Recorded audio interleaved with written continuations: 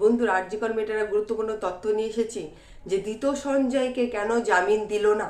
আসল অপরাধীদের সামনে আনার পরও দ্বিতীয় সঞ্জয় কেন জামিন পেল না, এবং তিলোত্তমার মা বাবা সেই আসল অপরাধীদের বিরুদ্ধে কি তথ্য ফাঁস করলো, আর মেয়ের জাস্টিস কেন হচ্ছে না, সেটা নিয়ে তিলোত্তমার মা বাবা গোটা রাজ্যটাকে পুরো তোলপাড় করে দিয়েছে। তাহলে কি হয়েছে সবটাই বলবো পুরোটা ভিডিওটার মাধ্যমে। ভিডিওটা প্রথম থেকে শেষ অবধি অবশ্যই দেখবে, দেখলে তোমাদের অনেক অজানা তথ্য তোমরা জানতে পারবে বা বুঝতে পারবে। হ্যাঁ, প্রথমে তো বলি যে দ্বিতীয় সঞ্জয় জামিন কোনোদিনই পাবে না, কারণ যার একবার যাবজ্জীবন কারাদণ্ড দণ্ডিত হয়ে যায় সে কি করে জামিন আবেদন করতে পারে, সে কি করে জামিন পায়, সেটা কি কখনো সম্ভব?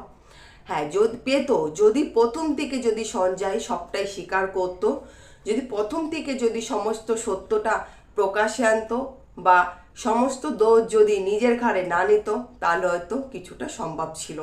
কিন্তু সঞ্জয় যখন থেকে তিলোত্তমার বডির পাশ থেকে একাধিক জিনিসপত্র সঞ্জয়ের উদ্ধার হয়েছে, একের পর এক মানুষ যখন বয়ান দিয়েছে, তখনই তাকে গ্রেপ্তার করার পরে থেকে সঞ্জয় বলেছে, হ্যাঁ আমি খুন করেছি, আমি ধর্ষণ করেছি, আমি সব করেছি।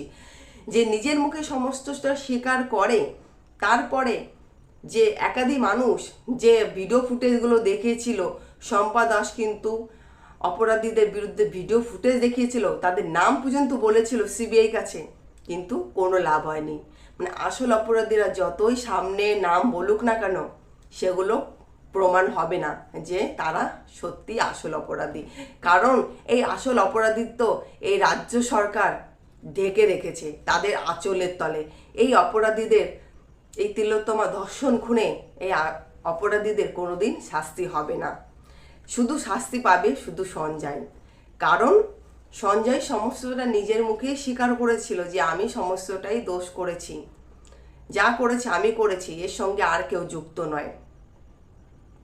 সেই জন্য কিন্তু সঞ্জয়কে যাবজ্জীবন কারাদণ্ড দেওয়া হয়েছিল। পরে হয়তো বয়ান চেঞ্জ করেছিল সঞ্জয়, একাধিকভাবে বয়ান চেঞ্জ করেছিল, কিন্তু সেই বয়ানগুলোর গুরুত্ব কেউ দেয়নি, কারণ প্রথমে তো সে কথাটা উল্টো বলে ফেলেছে, এবং সে তাকে যে প্রমাণ তথ্য দিতে বলেছিল সে কোনো প্রমাণ তথ্য কিছু দিতে পারেনি, কিছুই দিতে পারেনি। এবং কি আটতলার ওটি রুমে যে সিল বন্দি করা যে ঘরটা ছিল, যেটা সিবিআই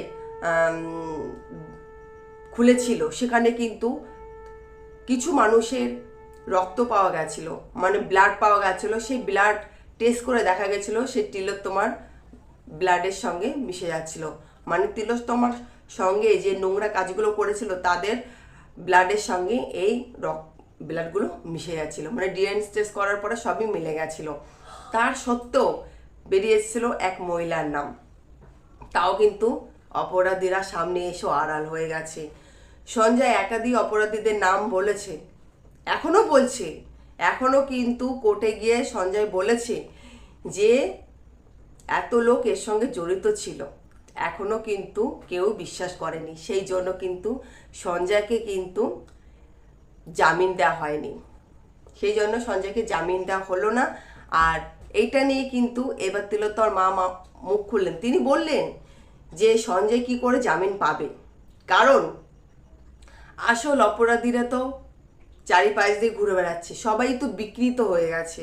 যেরকম সঞ্জয় বিক্রি হয়ে গেছিল, সেই কারণে এই মিথ্যে কথাগুলো নিজের ঘাড়ে চাপিয়ে নিয়েছিল, ওর ফাঁদে ওই ফেসে গেছিল, এবং সিবিআইও বিকৃত হয়ে গেছে। সেই কারণে আমার মেয়ের জাস্টিসটা হচ্ছে না, এদের জন্য আমার মেয়ের জাস্টিস হচ্ছে না, এদের গাফিলতির জন্য সিবিআই কোনো কাজ সঠিকভাবে করতেই পারেনি। সিবিআইকে আনাটাই আমাদের ভুল হয়ে গেছে। এর থেকে কলকাতা পুলিশ যদি এই তদন্তটা করতো, আগে হয়তো এই কেসটা সলভ হয়ে যেত, সেটা হয়তো ভালো হতো। কিন্তু আমার বুক চিরে আমার মেয়েটাকে নিয়ে গেছে, আমার বুক চিরে আমার মেয়েটাকে নিয়ে গেছে। যারা আমার মেয়ের সঙ্গে এই নোংরা কাজ করেছে তারা কোনোদিন তাদের ভালো হবে না, আর তাদেরও বাড়িতে মা বোন আছে, তাদের কখনো ভালো হতে পারে না। আর আমার মেয়ের জাস্টিস আমি ঠিক পাইয়ে ছাড়বো। আর আসল অপরাধীদের মুখোশ টেনে তো আমি খুলবো সেই আরজিকর হসপিটাল থেকে, একবার টেনে ইস্ত্রে বের করেছিলাম, প্রমাণ দেয়া সত্ত্বেও সিবিআই প্রমাণগুলোর লুপাট করে দিল। আবার টেনে বের করব সে আরজিকর হসপিটাল থেকে। এইটা নিয়ে এখনও আমরা যতদিন না আমার মেয়ে জাস্টিস পাবে এটা নিয়ে তোড়জোড় শুরু করতেই থাকবো। এটা শেষ কখনোই হবে না। সেই জন্য সঞ্জয়কে জীবিত থাকতে হবে, সঞ্জয়কে জীবিত থাকতে হবে।